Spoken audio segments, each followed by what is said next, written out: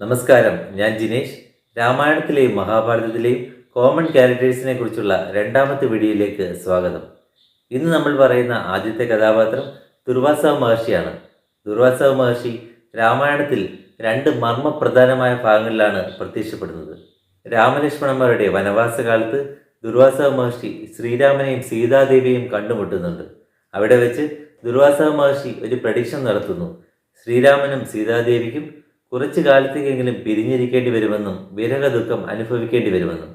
അതുപോലെ മറ്റൊരു ഭാഗത്തും ദുർവാസാവ് പ്രത്യക്ഷപ്പെടുന്നുണ്ട്. അത് രാമരാവണ യുദ്ധത്തിന് ശേഷമാണ്. ആ കഥ ഇങ്ങനെയാണ്. ഒരിക്കൽ ശ്രീരാമൻ കുറച്ചു സമയം ഏകാന്ത ധ്യാനത്തിൽ മുഴുകിയിരിക്കാൻ ആഗ്രഹിച്ചു. അങ്ങനെ രാമൻ ലക്ഷ്മണനെ കാവൽ നിർത്തി. ധ്യാനസ്ഥലത്തേക്ക് ആര് വന്നാലും കയറ്റിവിടരുത് എന്ന നിബന്ധനയും വെച്ചു. കുറച്ചു സമയം കഴിഞ്ഞപ്പോൾ ദുർവാസാവ് മഹർഷി അവിടെ എത്തി. തനിക്ക് ശ്രീരാമനെ കാണണമെന്ന് ദുർവാസാവ് വാശി പിടിച്ചു. എന്നാൽ ലക്ഷ്മണൻ അനുവദിച്ചില്ല.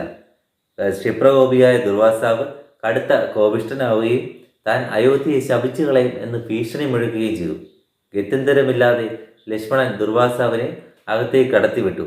ദുർവാസാവിനെ ആചാരപൂർവ്വം സ്വീകരിച്ചിരുത്തിയ ശ്രീരാമൻ പിന്നീട് സൗഹൃദപരമായി പിരിയുകയും ചെയ്തു. എന്നാൽ ദുർവാസാവ് പോയ ശേഷം ശ്രീരാമൻ ലക്ഷ്മണനോട് പറഞ്ഞു, ലക്ഷ്മണൻ പ്രതിജ്ഞാലംഘനമാണ് നടത്തിയിരിക്കുന്നത്. അങ്ങനെ ലക്ഷ്മണന് ബോധ്യമായി തൻ്റെ ജന്മോദ്ദേശം ഏറെക്കുറെ നിറവേറി കഴിഞ്ഞു. അങ്ങനെ അവിടെ വെച്ചാണ് ലക്ഷ്മണൻ ജീവത്യാഗം ചെയ്യുന്നത്. മഹാഭാരതത്തിലേക്ക് വരുമ്പോൾ കുന്തിദേവിക്ക് പുത്രസൗഭാഗ്യത്തിനുള്ള അനുഗ്രഹം നൽകുന്നത് ഈ ദുർവാസാവ് തന്നെയാണല്ലോ. അടുത്ത കഥാപാത്രം വിഭീഷണനാണ്. രാവണന്റെ സഹോദരനും എന്നും ധർമ്മപക്ഷത്ത് നിലകൊള്ളുന്നയാളുമായ വിഭീഷണൻ തന്നെ.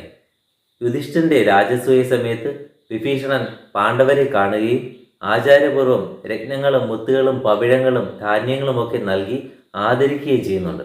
മഹാഭാരതത്തിലും രാമായണത്തിലുമുള്ള അടുത്ത കോമൺ കഥാപാത്രം ഭരദ്വാജ മഹർഷിയാണ്. രാമലക്ഷ്മണന്മാരുടെ വനവാസകാലത്ത് അവർ ഭരദ്വാജ മുനിയുടെ ആശ്രമത്തിലെത്തുകയും മുനി അവരെ ആചാരപൂർവ്വം സ്വീകരിക്കുകയും ചെയ്യുന്നുണ്ട്. അത് രാമായണത്തിൽ പറയുന്നുണ്ട്. ഇനി മഹാഭാരതത്തിലേക്ക് വന്നാൽ സാക്ഷാൽ ദ്രോണാചാര്യരുടെ പിതാവാണ് ഭരദ്വാജ മഹർഷി. മഹാഭാരതത്തിലെയും രാമായണത്തിലെയും അടുത്ത കോമൺ കഥാപാത്രം ദേവേന്ദ്രനാണ്.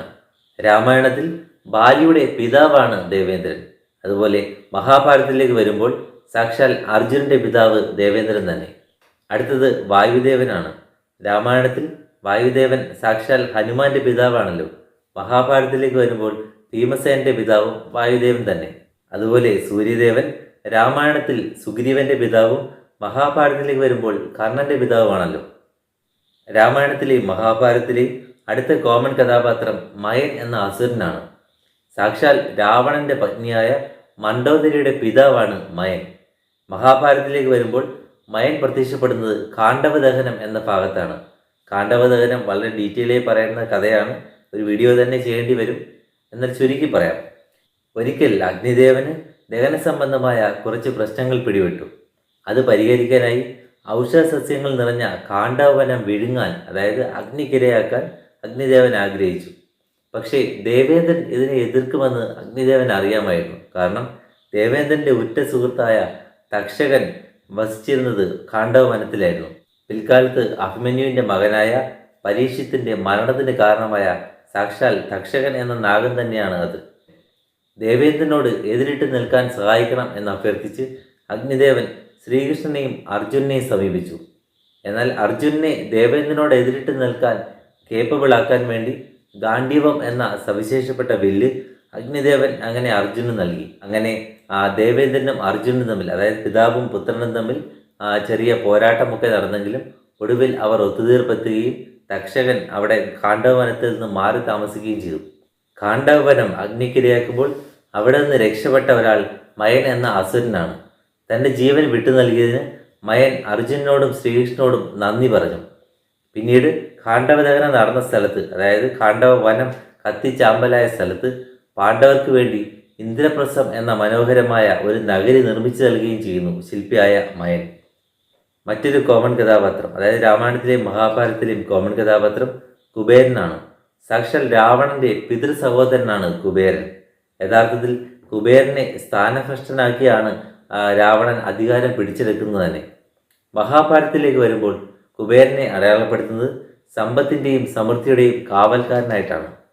അടുത്ത കോമൺ കഥാപാത്രം കാശ്യപ മഹർഷിയാണ്.